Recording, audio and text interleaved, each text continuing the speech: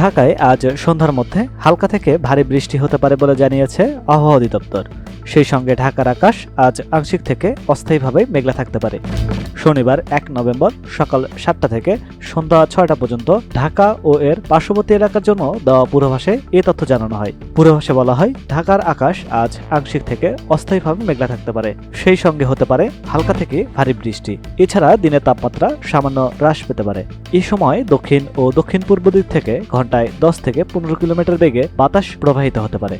এদিকে সবশেষ সারা দেশের জন্য দেওয়া 120 ঘন্টার পূর্বাভাসে বলা হয়, আজ ময়মনসিংহ ও সিলেট বিভাগের অধিকাংশ জায়গায় এবং ঢাকা, খুলনা, বরিশাল এবং চট্টগ্রাম বিভাগের অনেক জায়গায় এবং রংপুর ও রাজশাহী বিভাগের কিছু কিছু জায়গায় হালকা থেকে মাঝারি ধরনের বৃষ্টি ও বজ্রবৃষ্টি হতে পারে। সেই সঙ্গে ময়মনসিংহ, ঢাকা, খুলনা, রাজশাহী, চট্টগ্রাম ও সিলেট বিভাগের কোথাও কোথাও মাঝারি থেকে ভারী বর্ষণ হতে পারে।